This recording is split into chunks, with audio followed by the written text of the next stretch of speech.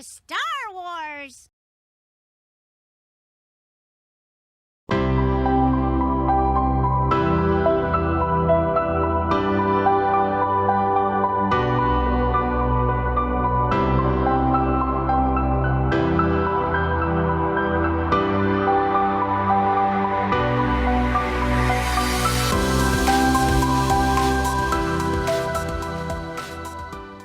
Leading up to the release of the final film in Disney's Star Wars Trilogy. It's interesting to consider what could have been in terms of the story if it wasn't for a lack of creative imagination, or political ideology being a basis for decisions. This holds in all areas of the Disney trilogy. The political climate, the characters, the technology, and the structure of the various militaries. Journalists seemed to make apologist articles covering for the writers. Or perhaps it was more for the so-called diverse story group. They seem inclined to try and conjure up an argument that there was always subtle politics put into Star Wars.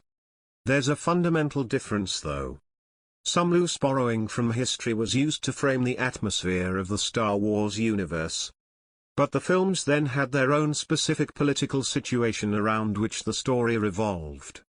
After the sale by George Lucas, Disney Lucasfilm as an organization should have been focusing on branching out of anime and into live-action TV and an effective film division. However, they seemed more interested in a so-called feminist transformation of the organization, and having the makeup formulaically reflect their gender-focused ideology. It's from this focus that the nature of the Marxist diversity they are pushing influences everything. Like the casting makeup of the respective films, to the writing and character decisions. And the result is not only a story disjointed in terms of established characters, but the characters they've created aren't engaging. There's natural diversity based on meritocracy and the focus as an individual. Then there's Marxist diversity, which has basically jumped from the realm of economics into the area of sociology, where the burgess have been replaced with white males. And so any white males have to be prominent as villains. Any heroic legacy characters that happen to be white and male had to be undermined. This is in contrast to the original trilogy, where British-sounding Grand Moff Tarkin is counterbalanced by Obi-Wan Kenobi, and American-sounding Darth Vader is counterbalanced by Luke Skywalker.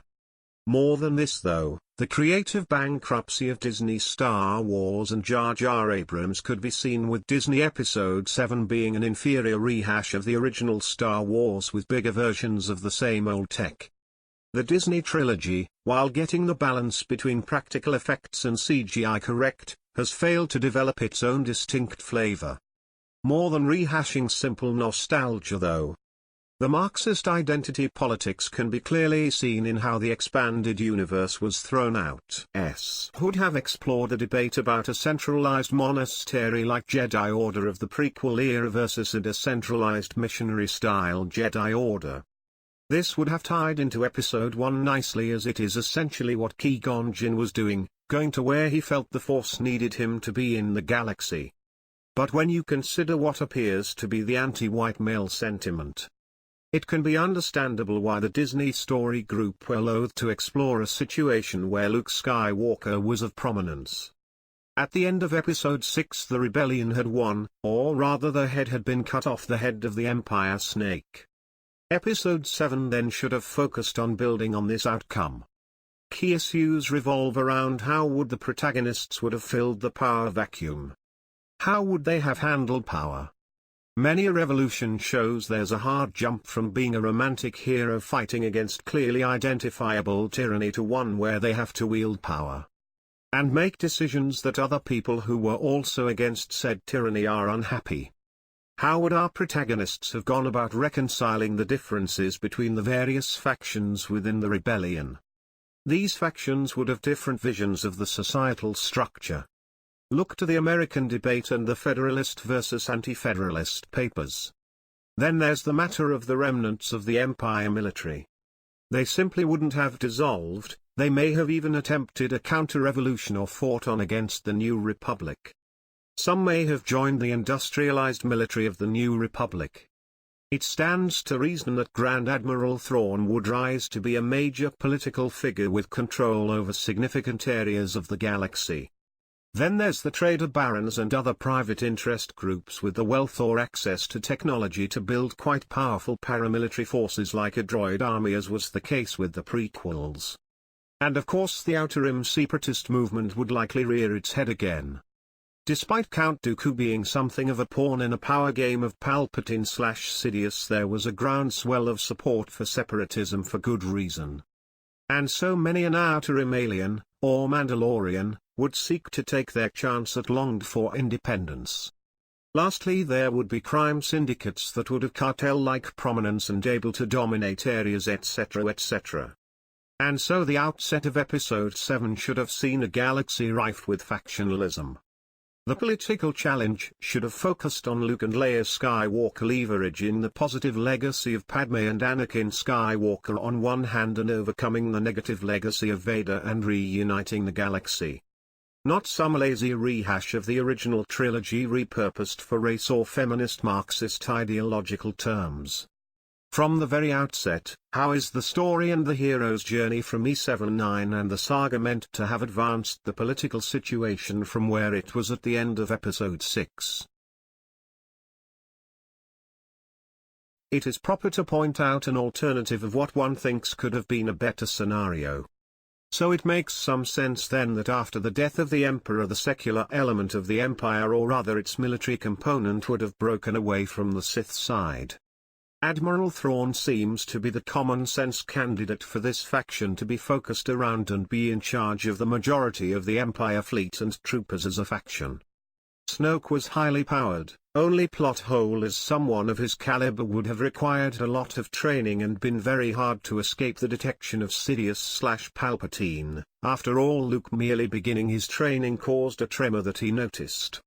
The only person that comes to mind that could hide as Yoda did would have been Plagueis, who could have resurrected or quasi-resurrected himself after Sidious killed him. That way the Sith could have had a formidable figure at its head to overcome in the sequel that made some sense in terms of ability but also tied into Episode 1. Plagueis, while being behind the scenes, was apparently part of the banking clan. Being part of the banking clan means he would have the connections and financial means to supplement his cult with a droid army. Ending Rule of Two and allowing for many a Sith to run around gives a distinct flavor to the Sith of the sequel era too. In this case we can have a significant number of people in the Knights of Ren and lots of Sith warriors running around, as Plagueis' new Sith Order was more decentralized than that of the earlier trilogies. In terms of the rebels, it may be tricky for some people to get to grips with, but there were the identifiable signs of, if not quite a rift, then a fundamental difference of perspective among people making up the rebellion. The rebellion wouldn't have been a homogeneous monolith. One can, in the briefing scene in Return of the Jedi, there's establishment political rebels like Mon Mothma, Admiral Akbar and General Madin on one side. And then there's merchant or even lower class rebels like Lando, Han on the other side, despite being generals and admirals. With Princess Leia sitting next to them, and is perceivably giving quite the death stare to Mon Mothma.